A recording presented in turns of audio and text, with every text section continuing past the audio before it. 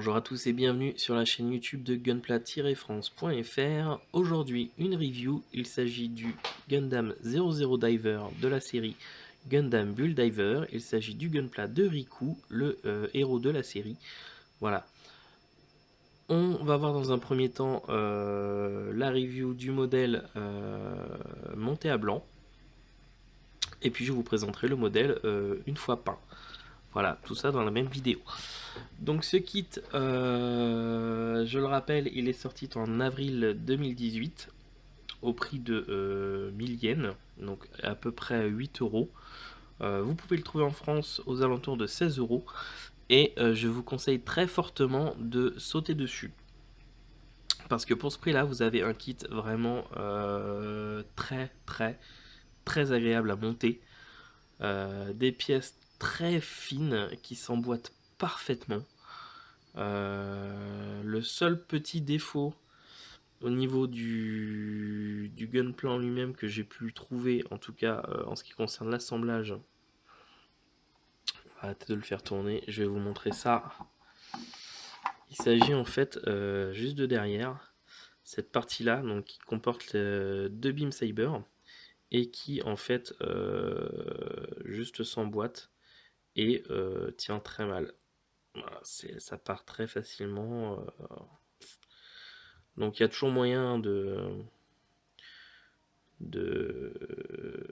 pas réparer, mais de faire en sorte que ça tienne mieux en mettant un peu de vernis, alors soit du durcisseur vernis à ongles ou du vernis, comment dire, en mettant du clear par exemple. Euh, Hop, ça tiendra beaucoup plus facilement. Voilà. Comme je disais, il était vraiment agréable à monter. Très... Non, vraiment. Comparé au dernier HG que j'ai monté, qui était très sympa, mais celui-là, il y avait un petit charme particulier. Alors c'était le premier de cette série-là que je montais. Je pense que s'ils sont tous comme ça, je vais vraiment prendre du plaisir.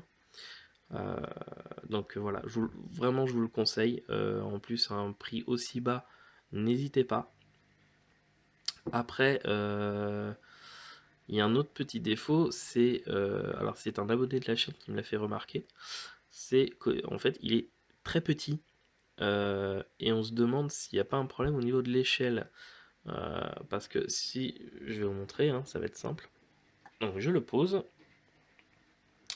Donc le double zero diver, il est censé mesurer 18 mètres,3 et si on compare par exemple avec le Barbatos en HG qui mesure lui 19 mètres tout pile, donc ça fait pas beaucoup de différence, hein. Et bien physiquement voilà. Donc quand même une bonne différence de taille. Alors entre 18,3 mètres et 19 mètres. Je sais pas ce qui s'est passé, mais je pense que Bandai s'est un peu chié dessus au niveau de l'échelle. Je pense en tout cas, hein. Sinon il y a peut-être une autre explication, mais ça m'intéresserait de la connaître en tout cas. Voilà, bon. Donc effectivement, pour du HG, il est assez petit.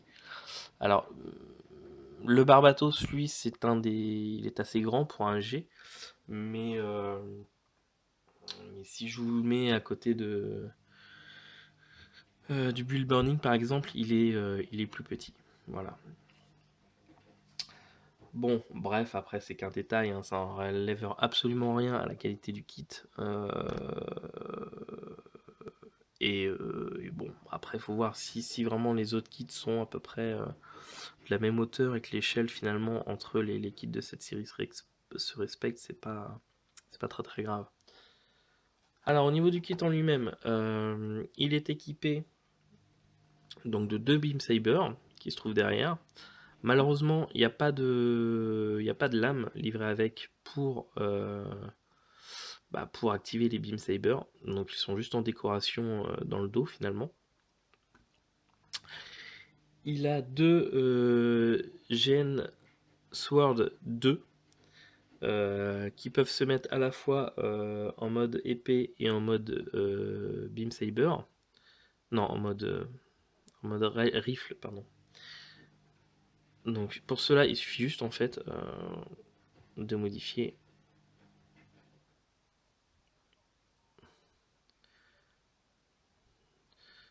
de cette façon.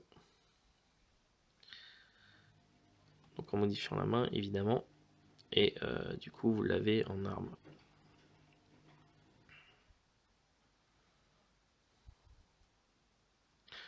Moi personnellement je les préfère en mode épée, je les trouve un peu plus sympas. Ça donne un petit côté chevalier. Voilà. À côté de ça, il est livré avec 4 paires de mains.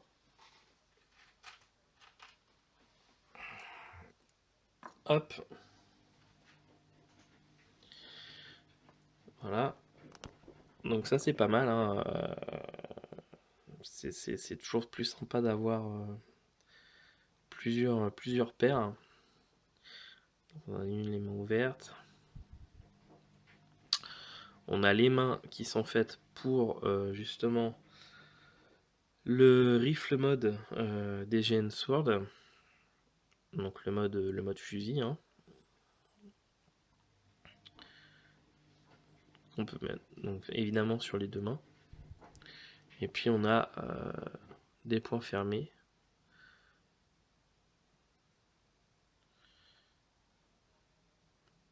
Voilà, tout simplement.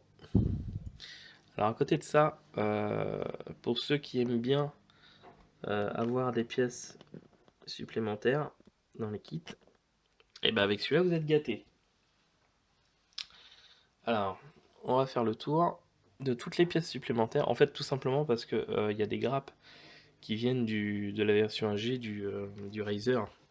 Et du coup, en fait, vous vous retrouvez avec la tête. Donc carrément une tête entière donc du Razer. Donc vous avez juste à prendre finalement le visage et puis l'insérer dessus. Vous avez les deux Twin Drive. Vous avez les deux jambes.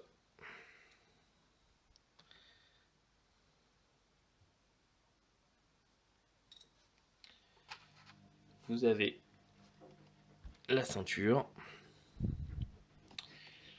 Et puis d'autres petites pièces là, par exemple, c'est vous avez les deux protèges chevilles.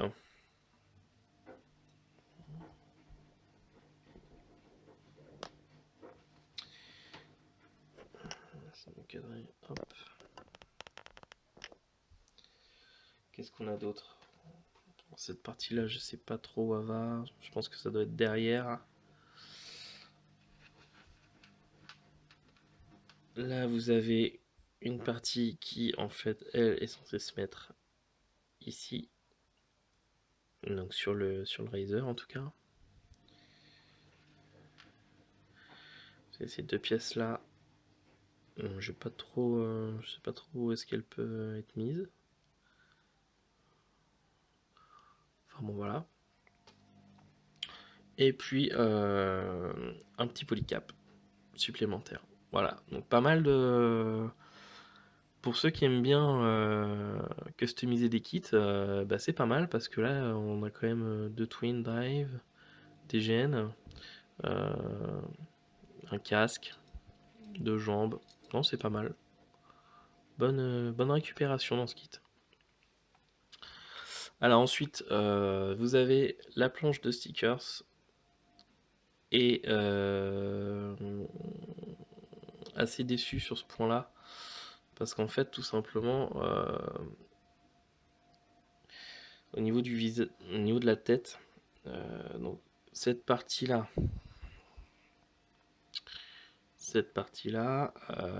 sur les côtés, cette partie-là, Donc des parties qui sont en clear part en fait, en partie transparente. Eh bien, au lieu d'avoir mis des pièces normales, hein, un peu colorées finalement en gris, eh ben, il faut les cacher avec des stickers. Voilà, je trouve ça un peu dommage. Alors mettre des stickers sur des parties d'armure, etc., ouais, pas de problème, ok, ça passe. Mais là, pour cacher des clear parts qu'auraient pu peut-être être remplacées par des pièces en plastique normales de teinte finalement comme celle-là par exemple, je trouve ça un peu dommage. Après, c'est pas très grave, hein, enfin, de toute façon, moi, ça va être repeint, donc ça va être complètement caché. Mais bon, voilà. Sinon, il est vraiment maniable. Comme tout finalement, Gunpla. Donc, pas de problème pour plier la jambe. Hop, vous pouvez la tourner dans ce sens-là. La cheville, pareil. Hop. Donc au niveau des articulations, il est souple et rigide en même temps, donc c'est vraiment pas mal. Au niveau du bras, hop. Pareil, hein, on peut bien le plier. Vous pouvez bien jouer avec des mouvements amples au niveau de l'épaule, tourner le bras. Hop. La tête, c'est la même chose, hein. Vous pouvez la faire tourner. Donc toutes les articulations normales en fin de compte. Mais je saurais pas dire si c'est que sur ce kit ou si c'est sur tous ceux Z-série. Mais ouais, je trouve les articulations à la fois souples et rigides. Donc c'est différent d'habitude. Alors peut-être que c'est que sur ce kit là, mais je sais pas. Il va falloir que je monte les autres pour pouvoir comparer. Mais c'est vraiment sympa. Au niveau des Twin Drive System, vous pouvez les orienter un peu comme vous voulez, hein. Hop, ici, hop.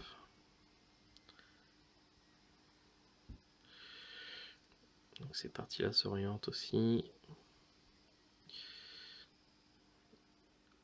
comme ça. Donc vous pouvez vraiment lui donner plusieurs styles possibles. Voilà. Alors, je précise pour ceux qui ont déjà vu d'autres vidéos, vous remarquerez que je suis aujourd'hui un petit peu, je peux paraître un peu dans les vapes, tout simplement parce que je suis de nouveau malade et aujourd'hui je dois pas être loin des 42 fièvres, donc je suis un peu KO. Donc j'essaie de faire cette vidéo tant bien que mal, mais je pense que ceux qui ont déjà vu mes autres vidéos doivent se rendre compte que je ne suis pas au top. Voilà. Que dire de plus sur ce kit que je recommande vraiment? Je réfléchis. Non, mais je crois que j'ai fait le tour en fait. Donc je vais vous le mettre dans quelques poses dynamiques et puis ensuite je vous montrerai le modèle une fois peint. Voilà. À tout de suite.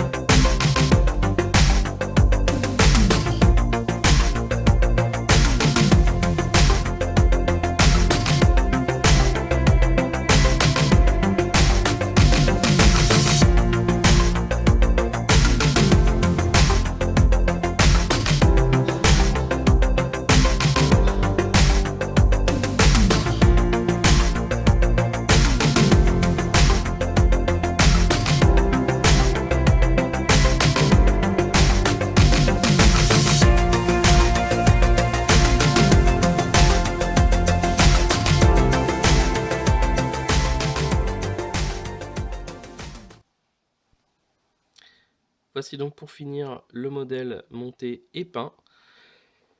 J'espère au final que cette vidéo vous a plu, qu'elle vous a permis de vous faire votre idée sur ce kit.